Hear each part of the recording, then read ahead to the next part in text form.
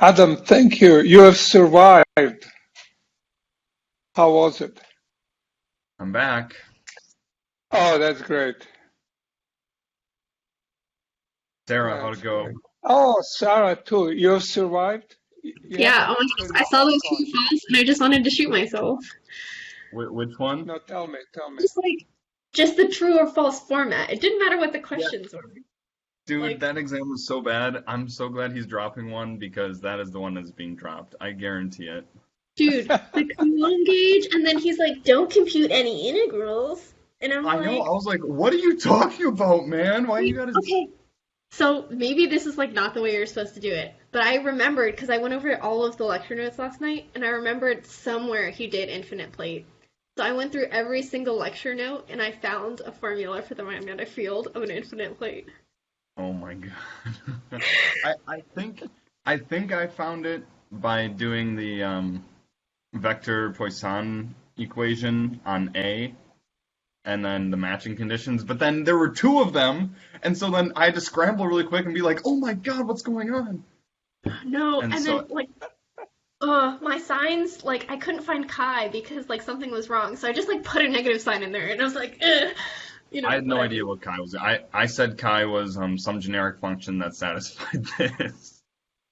Oh, and okay, for two, what did you get for the coefficients? Because I know I'm wrong, because I got them all to be 0.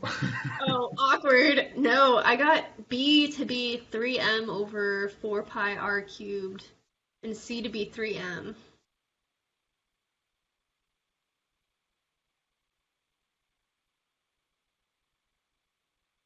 Ow. Can I tell you about the Where, last where did where exam did I the M had in come my in? life? Okay, no, it was like so sketch because I used the matching condition where the derivative of psi is like m, the difference over the surface. And I said that like M1 was 0 because it was vacuum, and M2 was Ender and the Jean-Louis, turn magnetization. your cameras on. M2 was Go ahead. Go ahead. magnetization from the dipole. So I like integrated Yeah, over the thanks. surface like Thank you. sphere to find M, and it was like I don't know, it was sketch. Okay, I mean, I believe you. I know that they aren't 0, but because I did the matching conditions with B and with, so Jean-Louis, you have yes. to understand the class is traumatized because the physicists in the class had to deal with Zangwill exam and they will not recover for a week, I can tell. Yeah, I'm Yeah, just glad I was that thinking. I'm dropping that one. Yeah. First That was not good. year graduate student problems. Yeah, In my other yeah, class, I was just like, I'll just take the C. No big deal. yeah. Oh God, You I know, hated. in math, they used to have three riders of apocalypse. There were three famous teachers, and they keep changing, dreaded by all the undergraduates and respected at the same time. In physics, we only have Professor Zangwill. That's all. What The class rest of us are did you teach? lamb.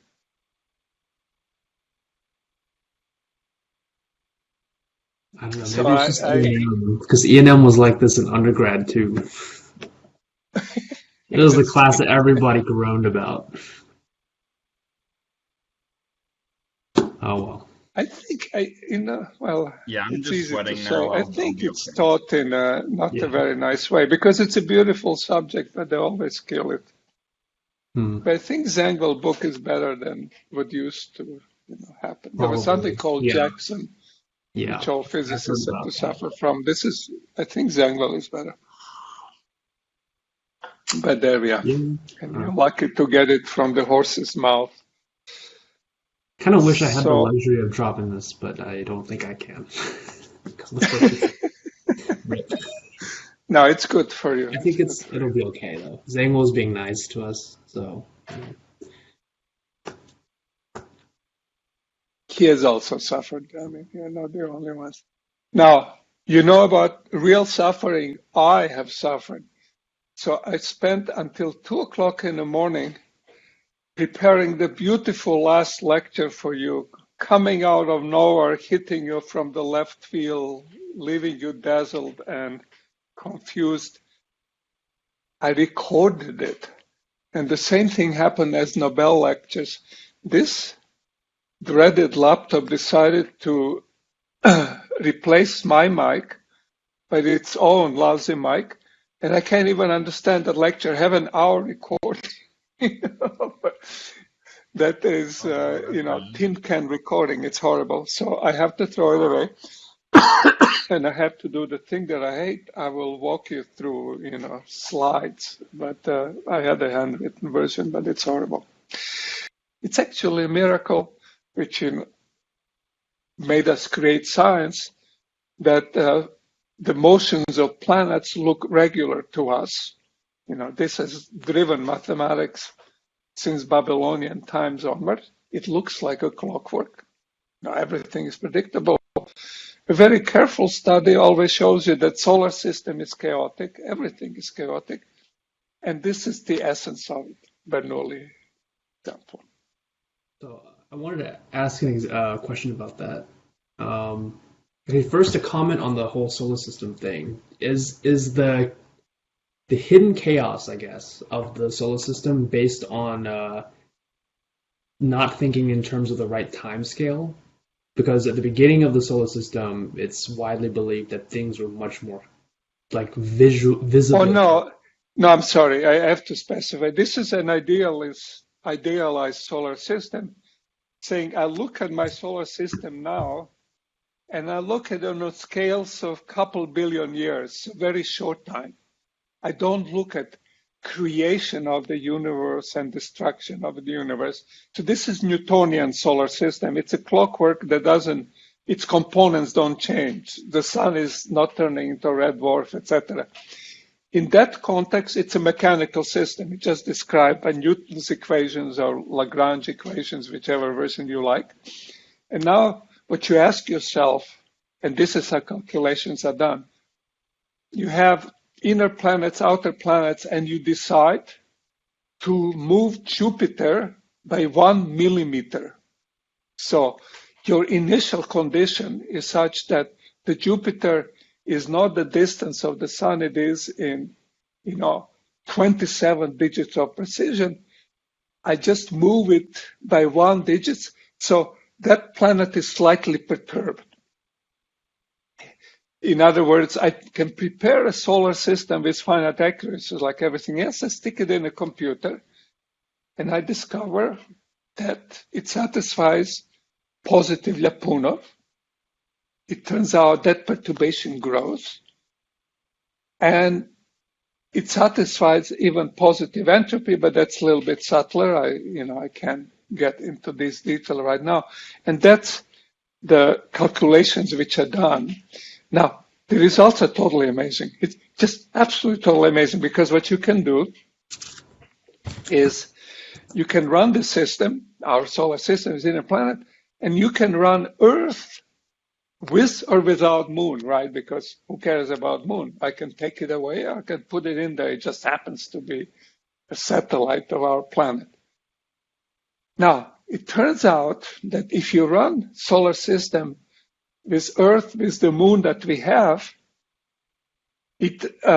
axis of rotation cannot precess, so it stays oriented in the same way in ecliptic plane for a couple billion years, but certainly hundreds of millions years.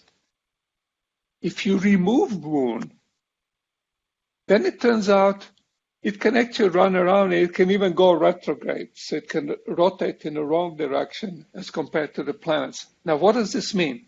It means that if we didn't have moon, we wouldn't have life on the planet, because there would be every 100,000 fraction of a million years ago, our planet would have an axis in ecliptic plane, and as you go in 1 year, one part would be broiled, the other part would be deep frozen, and the life would have no place to be. You just move around. So you find mind-boggling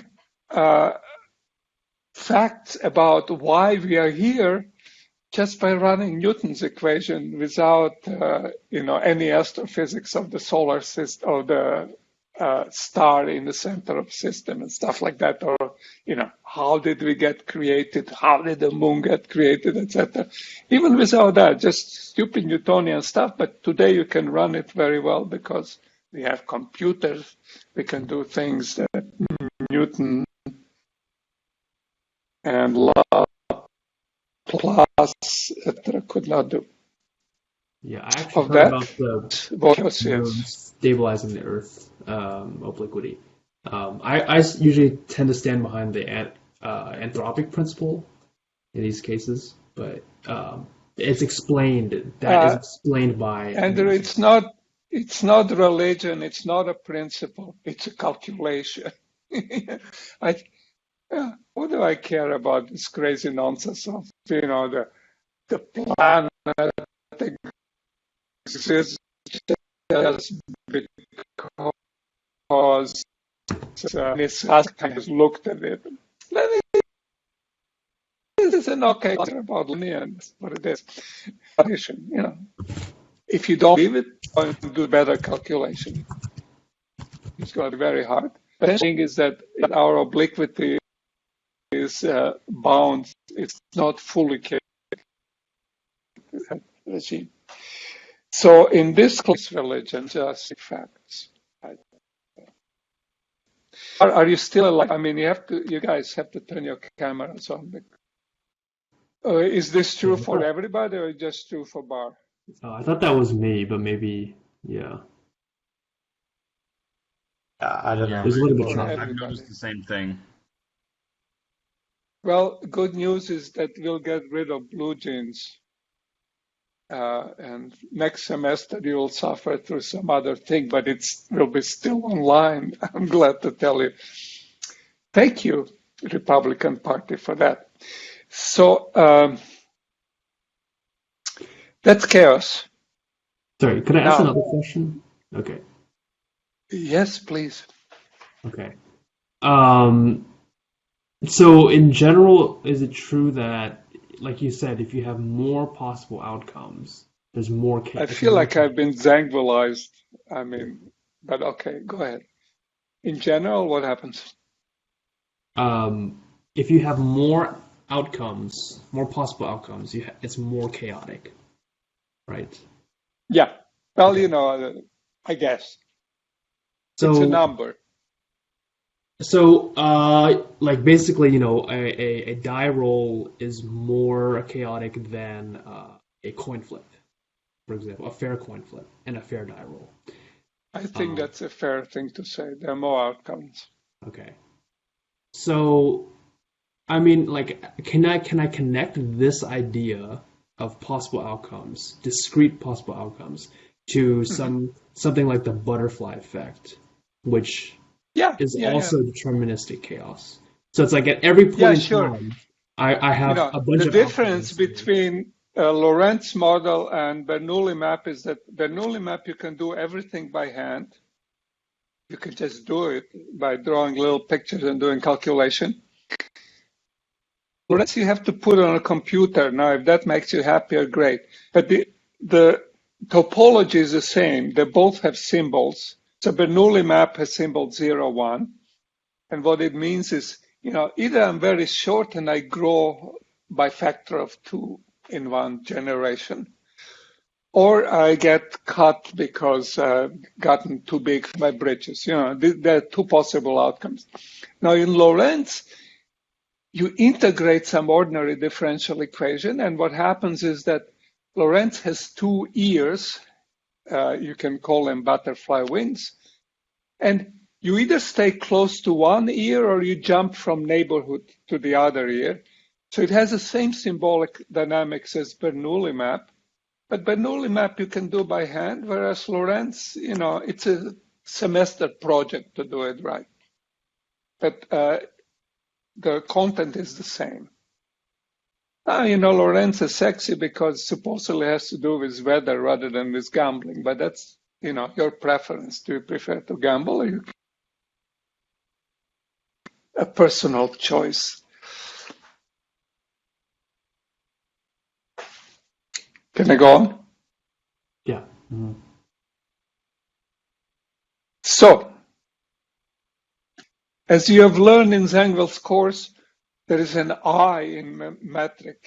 This is maybe he never taught you that there is a Minkowski metric. What do I know? But anyway, there is some Yeah. kind of. He did.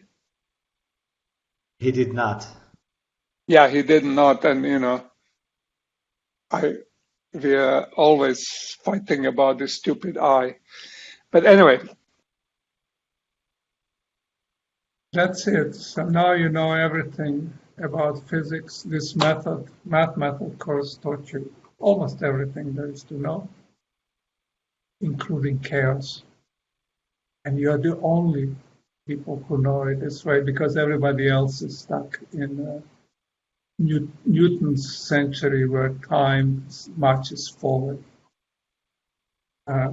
This is a modern view which unifies chaos with statistical mechanics and quantum field theory.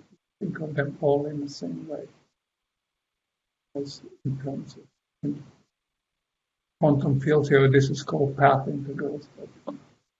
In statistical mechanics, this is called partition functions. And Professor Zangwill doesn't know this at all, and he doesn't want to know. He has asked me to never receive an email announcing a nonlinear seminar. So he's off all of my mailing list. He's not being disturbed. He's stuck in the 19th. No, it's not fair because his book is modern. It's 20th century book. But you are the privileged few. So I'm sorry for what happened. I apologize on the behalf of the department. But we have to give you E&M exams, and that's just the way it is. It's a boot camp. I gave you a boot camp version of chaos, and Zangwill ran you through a boot camp of electrodynamics. If you survive all these things, you'll be able to torture future generations of students in the same way. The child abuse will continue from generation to generation. And that's because, since Bologna, that's how we teach. It took us a long time to learn how to transfer wisdom, and it's painful, but it's rewarding in the long run. You'll be happier for more. Oh, but you're allowed to leave, of course. And For screaming just out. don't go and get pizza together. Remember what I told you on Yeah. No pizza. We're just doing and take no home. Thanksgiving. It's a mass suicide. I mean, if you love Janestown Colony, it'll be fine, but please die in Guyana and not clog up my hospital in Chicago. I don't approve of not being able to go to hospital because of it. When you talk about cloud formation, how is that related to? I know there's a lot of work going on in the movie industry and game industry about like physics engines to simulate physics law. So how is that the cloud formation relates to fractals? Is that got anything to do? I mean, I have, some of my colleagues sell out to devil and they go and they rip us all off by running hedge funds, typically from Manhattan. So I have colleagues like that. They say, I'll do this for a few years, then I will be rich, and then I'll do physics for the rest of my life. They never But come back. they haven't consulted their wives or husbands when they say this, because it turns out once you start making real money, you can't go back. So they never come back to physics. Other people sell out and they work in the industry. So I have my colleagues who do, design this, and of course they are computer engineers as well and computer scientists who do it. So basically, there is a physics part of the simulation. I have fluid analysis who have done the things for the industry. But, the standards are very shoddy. I mean, you just have to fool the audience into looking realistic, which is a very low bar because we are so credulous. So, it does, part of it, the quaternions are used to do computer games very fast, etc. So, some fancy mathematics is used for this. But we are, much more obsessive than that. I want to be accurate in one part in 10 to the 13th because I want to check whether quantum electrodynamics is really the law of nature. Now, there is no movie in which you'll see an error of 10 to the minus 13. It's good enough in percentages for this. For example, we're doing this through BlueJeans. The video is horrible. Everything about it is bad and very inaccurate. I still see 3 of you, and I'm perfectly happy, and I would even be happier if I saw Lin Zhao, but that's not my luck. So, so yes, people carry this, and there are movies, for example, there is a zeta function that shows up in one of these crazy teacher movies where, an actor is a teacher and intimidates small children by writing by determinant on the blackboard. This was done by, my colleague, Mason Porter, who moonlights in the industry because he's from Los Angeles. And all my friends in the industry say, but why are you a physicist?